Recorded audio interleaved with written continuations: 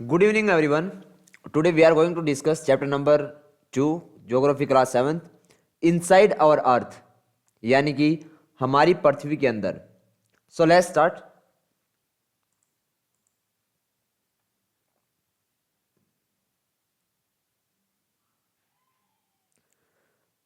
First, we are going to discuss what is crust. The upper layer of the earth is called crust, यानी कि हमारी पृथ्वी की जो ऊपरी जो परत होती है उसको हम क्या कहते हैं? क्रस्ट कहते हैं, या फिर क्रस्ट को हम हिंदी में क्या कहते हैं? परपट्टी. तो पृथ्वी की जो ऊपरी परत होती है उसको हम क्या कहते हैं? परपट्टी कहते हैं. It is the thinnest layer. क्या कहा गया है? It is the thinnest layer. Thinnest यानी कि पतली. तो यह सबसे पतली परत होती है. The thickness of the crust varies under contents and oceans. क्या कहा गया है? The thickness of the crust varies under continents and oceans. Continent आपके क्या होते हैं? महाद्वीप.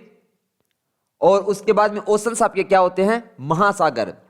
The thickness of the crust varies under continent and oceans. और परपट्टी की जो मोटाई है वो महाद्वीप और महासागरों के नीचे अलग अलग होती है. Crust varies under continent and oceans. After that it's thickness is 35 kilometre in the continental part. क्या कहा गया है? Its thickness is 35 kilometre in the continental part, यानी कि महाद्वीप पे भाग जो होते हैं उनमें जो परपट्टी की जो इसकी जो मोटाई होती है वो कितनी होती है? 35 kilometre. And its thickness is found up to 5 kilometre below sea level. और सेकंड क्या कहा गया है?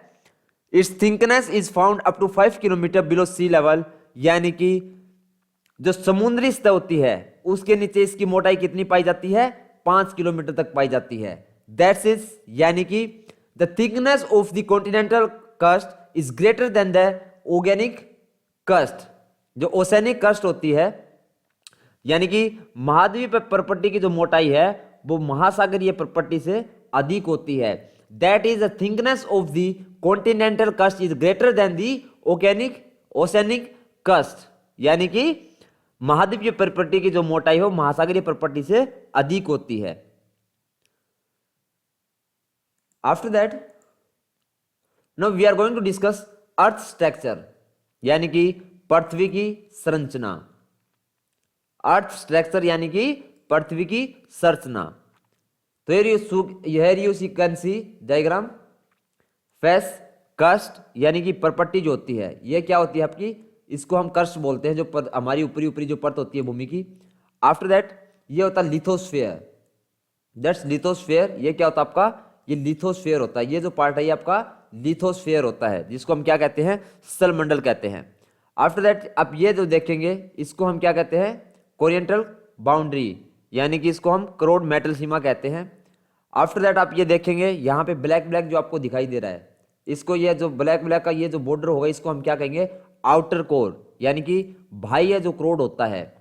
इसके बाद में आप देखेंगे ये जो हिस्सा होगा, ये हिस्सा आपका क्या होगा? जो ब्लैक अंदर का जो रह जाता है, ये जो बाउंड्री होगी इसको हम कहते हैं आउटर, और इसको हम क्या कहते हैं? इनर कहते हैं. जो ब्लैक बिल्कुल आपको बीच में दिखाई दे रहा है इसको हम इनर कहते हैं, इनर कोर, यानी कि आंतरिक जो क्रोड होता है. तो ये आपकी क्रस्ट हो जाती है, ये आपका लिथोस्फीयर हो जाता है. उसके बाद में आउटर हो गया आपका, ये आउटर कोर हो गया यहाँ पे. ये जो आपका आउटर कोर होगा, मैं चेंज करके दोबारा दिखा देता हूँ आपको. ये आपकी क्रस्ट हो जाती है यहाँ पे. ये ऊपरी जो परत होती है इसको हम क्रस्ट कहते हैं. ये आपकी लिथोस्फीयर होती है. क्या होती है? ये ब्लैक ब्लैक जो दिखाई दे रही है ये आपकी लिथोस्फीयर होती है.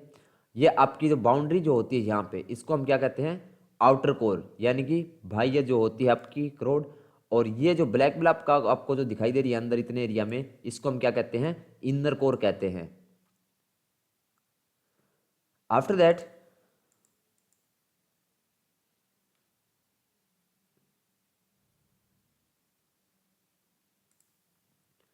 when the liquefied magma cools and becomes solid, the rock formed in the way is called igneous rock. They are also called primary rocks. यानी कि जब द्रवित मैग्मा जो होता है, हमारा जो द्रवित मैग्मा होता है, पिघला हुआ जो मैग्मा होता है, वो ठंडा होकर ठोस हो जाता है, तब इस प्रकार बने सेल को हम क्या कहते हैं? आग्नेय सेल कहते हैं. क्या कहते हैं? आग्नेय सेल. Cold organic rock. They are also called primary rock, और इनको हम क्या कहते हैं? प्राथमिक सेल कहते हैं. After that there are two type of organic rocks. जो आग्नेय सेल जो होती है उनके दो टाइप के होती हैं, वो कौन सी? Intracircular igneous rock and exclusive igneous rocks, यानी कि अंतर्भेदी आग्नेय सेल और बहिर्भेदी, यानी कि अंदर के टाइप, अंदर की साइड जो होती है उनको हम क्या कहते हैं? अंतर्भेदी आग्नेय सेल कहते हैं, और जो बाहर की साइड होती है उनको हम क्या कहते हैं? बहिर्भेदी आग्नेय सेल कहते हैं। आफ्टर दैट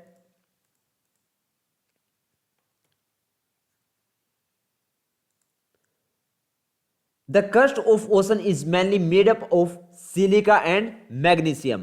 क्या कहा गया है? The crust of the ocean is mainly made up of silica and magnesium, यानी कि महासागर की जो परपट्टी होती है वो किसकी बनी होती है? सिलिका और मैग्नीशियम से बनी होती है। After that therefore it is a called sima. क्या कहा गया है? Therefore it is called sima, यानी कि इसलिए इसको हम क्या कहते हैं? सिमई कहते हैं। आसाई यानी कि सिलिका और आई यानी कि मैग्नीशियम। सी से क्या हो गया आपका? सिलिका हो जाता है, और मई से क्या होगा आपका? मैग्नीशियम हो जाता है। आफ्टर दैट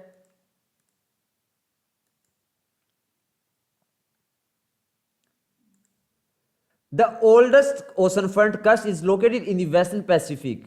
क्या कहा गया है? The oldest ocean front crust is located in the western Pacific, यानी कि सबसे पुरानी महासागरीय जो भूपरपट्टी है वो कहां पर है? जो हमारा पश्चिम प्रशांत जो है वो पश्चिमी प्रशांत के अंदर स्थित है। Its estimated age is 200 million years. क्या कहा गया है? Its estimated age is 200 million years, यानी कि इसकी जो अनुमानित आयु है वो 20 करोड़ वर्ष है। कितनी पुरानी मानी जाती है इसको?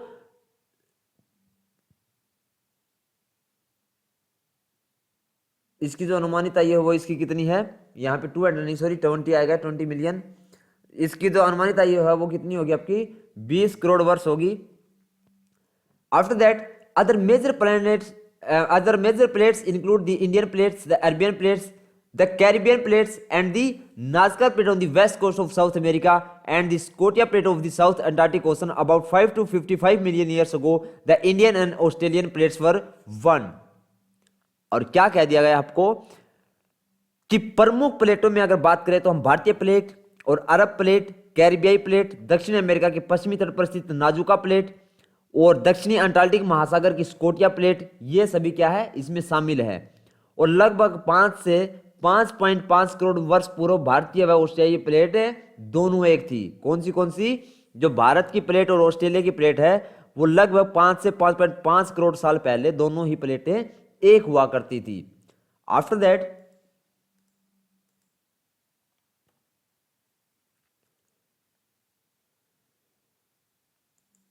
Now we are going to discuss some important plates, यानी कि कुछ प्रमुख जो प्लेट्स हैं उनके बारे में हम डिस्कशन करते हैं। तो चलिए देख लेते हैं। यहां पे आपको टेबल दी गई, इसमें पहला प्लेट का नाम दिया होगा, दूसरा उसका एरिया, और जो एरिया वो किस में मेजर किया गया है? इन लाख किलोमीटर में। तो सबसे पहले आपकी क्या है? अफ्रीकन प्लेट, यानी कि अफ्रीकी जो आपकी प्लेट है वो कितनी है? 78.0 लाख किलोमीटर। दूसरी आपकी कौन सी है? Antarctic plate. आपकी Antarctic plate is 60.9 lakh kilometre. कितनी? 60.9 लाख किलोमीटर। उसके बाद आपकी है इंडो ऑस्ट्रेलियाई प्लेट। इंडो ऑस्ट्रेलियाई plate is 47.2 lakh kilometre. After that Eurasian plate. यूरेशियाई प्लेट जो होगी आपकी 67.8 lakh kilometre. After that North American plate 75.9 lakh kilometre. After that Pacific plate, और Pacific plate is 103.3 lakh kilometre. After that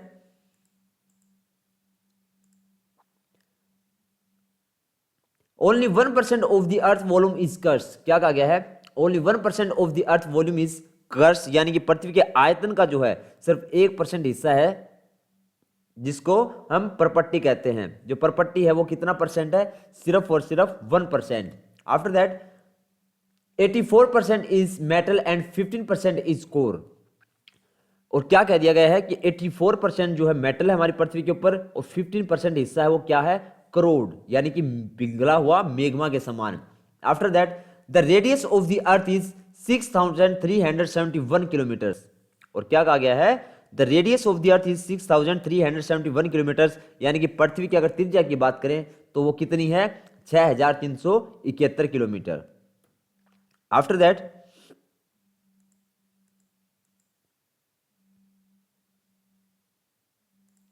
now we are going to discuss about earth inner layers, यानी कि पृथ्वी की आंतरिक परतें।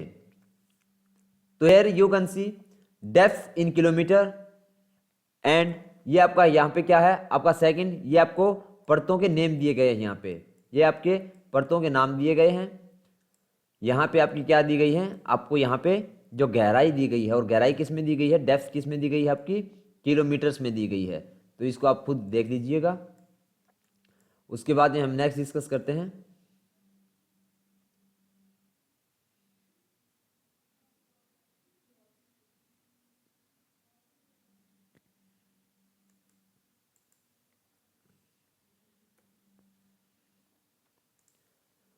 After that the thickness of the crust is 8 to 40 kilometre. क्या कहा गया है, the thickness of the crust is 8 to 40 kilometre, यानी कि भूपर पट्टी अथवा क्रस्ट की जो मोटाई है वो 8 से 40 किलोमीटर तक मानी जाती है। After that the lower boundary of this layer is called the Mohorovicic, क्या, मोहरविक डिस्ट्रीब्यूशन और to Moho distribution. The oceans and continent on earth are located in the part only, यानी कि इस पर्त की निचली सीमा को हम क्या कहते हैं, मोहरोवेसिक कहते हैं। क्या कहते हैं, मोहरोवेसिक असवत्ता और मोहो असवत्ता कहा जाता है। और पृथ्वी और महासागर और महाद्वीप केवल इसी भाग में स्थित हैं। जो पृथ्वी पर महासागर और महाद्वीप है वो किस भाग के ऊपर स्थित हैं, मोहरोवेसिक असवत्ता और मोहो असवत्ता के ऊपर। आफ्टर दैट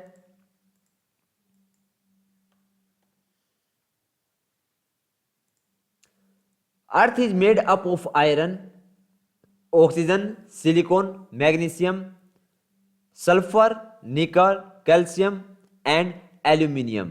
क्या कहा गया है कि पृथ्वी का जो निर्माण है वो किसके द्वारा हुआ है, आयरन के द्वारा। और आयरन कितना है पृथ्वी के ऊपर, 32.1%। उसके बाद सेकंड ऑक्सीजन, और ऑक्सीजन कितना है पृथ्वी पर, 30.1%। आफ्टर दैट सिलिकॉन, सिलिकॉन कितना है, 15.1%। उसके बाद में हम बात करेंगे मैग्नीशियम की, मैग्नीशियम कितना है, 13.9%। आफ्टर दैट सल्फर, और सल्फर कितना है हमारी पृथ्वी के ऊपर, 2.9%। उसके बाद हम बात करेंगे निकिल की, तो निकिल कितना है, 1.8%। आफ्टर दैट कैल्शियम, और कैल्शियम कितना हमारी पृथ्वी के ऊपर, 1.5%। और एट द एंड क्या आ जाता है आपका, एल्यूमिनियम, और एल्यूमिनियम कितना है हमारी पृथ्वी के ऊपर, 1.4%। After that has occurred from apart from this other element has contribute about 1.2%। और क्या बोल दिया गया आपको कि इसके अलावा अगर हम बात करें तो लगभग 1.2% अन्य तत्वों का भी योगदान हमारी पृथ्वी के अंदर है। After that the core is made up of about 88.8% iron. और क्या कह दिया गया है, the core is made up of about 88.8% iron, यानी कि जो करोड़ का निर्माण है वो लगभग 88.8% जो है आयरन से हुआ है। जो करोड़ का निर्माण है वो किसके द्वारा हुआ है, 88.8% योगदान जो है उसमें आयरन का है। After that the core is made up of about 88% iron by chemist according to Clarke about 47% oxygen in the earth is crust. और क्या बोल दिया गया है कि जो हमारे भू शासन शास्त्री हैं, भू रसायन शास्त्री जो हमारे, जिनका नाम है FW क्लार्क, जो हमारे भू रसायन शास्त्री हैं उनका क्या नाम था, FW क्लार्क। उनके अनुसार उन्होंने क्या कहा कि पृथ्वी की जो भूपर पट्टी है उसमें लगभग 47% जो है वो ऑक्सीजन है, यानी कि 47% ऑक्सीजन है। और ये विचार किसका था, ये था भू रसायन शास्त्री FW क्लार्क का। After that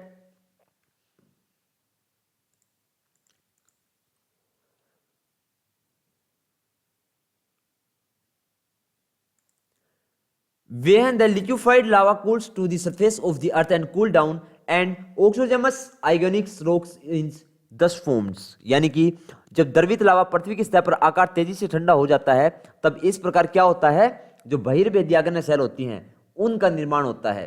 after that when the liquefied magma cool deep inside the earth is crust, the interbedded igneous rock is formed, और जब जो द्रवित मैग्मा भूपर पट्टी के अंदर गहराई में ठंडा हो जाता है तब हम उसको क्या कहते हैं, तो उसको अंतर्भेदीय आग्नेय शैल कहा जाता है। और बाह्य भेदीय हम किसको कहते हैं, जब जो द्रवित लावा होता है वो पृथ्वी की सतह पर आकर तेजी से बाहर की साइड ठंडा होता है तो उसको हम बहिर्वेदी कहते हैं। और जो हमारा अंतर्वेदी होगा उसको हम क्या कहते हैं, जब द्रवित मैग्मा भूपर पट्टी के अंदर ही गहराई में ठंडा हो जाता है उसको हम क्या कहते हैं, अंतर्वेदी आग्नेय शैल कहते हैं। After that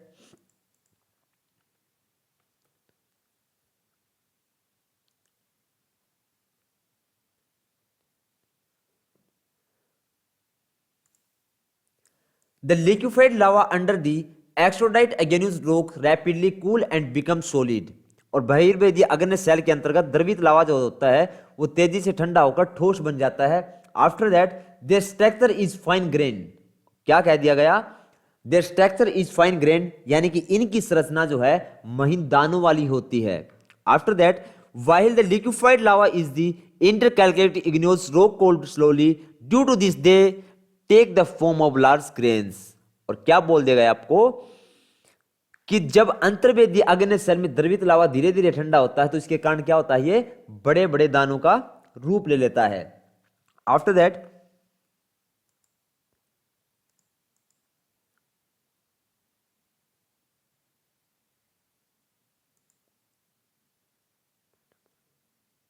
metamorphic rock are formed when the physical and chemical organization of igneous and sedimentary rocks change due to heat and pressure।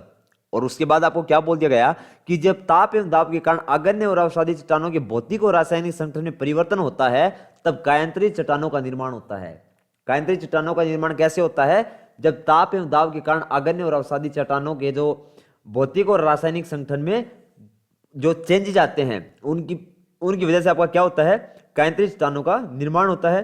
After that for example clay change into slate and limestone turns to marble.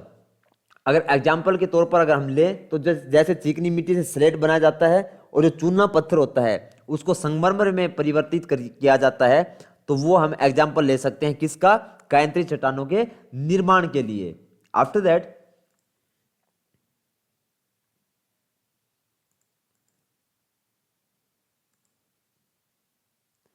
the various type of rock are broken into small pieces by rolling, chopping and coaling with each other। क्या कहा है, the various type of rocks are broken into small pieces of rolling, chopping and colliding with each other। यानी कि विभिन्न प्रकार की शैलें लुढ़क कर या फिर चटक कर तथा एक दूसरे से टकराकर क्या करती हैं, छोटे छोटे टुकड़ों में टूट जाती हैं। These small particles are called depressions। और इनको क्या कहा जाता है, इन छोटे कणों को, इनको अवसाद कहा जाता है, depressions कहा जाता है। After that second is the depressions are deposit by transporting air water orchestra from one place to other. और सेकंड में आपको क्या बोल दिया गया, this depression are deposit by transporting air water orchestra from one place to another. यानी कि ये अवसाद जो है वो हवा जल आदि के द्वारा क्या करते हैं, एक स्थान से दूसरे स्थान पर पहुंचकर निक्षेपित कर दिए जाते हैं। After that third topic is this gutter pressure harden and form a layer of rock. क्या बोल दिया गया उसके बाद में कि this gutter pressure hardened and form a layer of rock, यानी कि ये जो अदृढ़ अवसाद दबकर कठोर होकर शैल की परत बना देते हैं। Due to this they are relatively rigid and this are cold sedimentary rocks. और इनको हम क्या कह देते हैं, इस कारण से ये अपेक्षाकृत कम कठोर हो जाती हैं और इन सैलों को हम क्या कह देते हैं, अवसादी सैलें कह देते हैं। फॉर एग्जांपल हम देख सकते हैं sandstone is made of sand grains, यानी कि जो बलुआ पत्थर है वो रेत के दानों से बना होता है। Fossils of plant animals and other microorganisms that have ever lived in these rocks are also found in these rocks। यानी कि इन सैलों में पौधों, जानवरों, अन्य सूक्ष्म जीवों जो कभी इन सैलों पर रहे हैं के जीवाश्म भी जो है वो पाए जाते हैं। इसी के साथ हमारा सेकंड चैप्टर खत्म होता है। इसके बाद हम करेंगे थर्ड चैप्टर। तो मिलते हैं नेक्स्ट वीडियो में, तब तक के लिए बाय बाय, टेक केयर।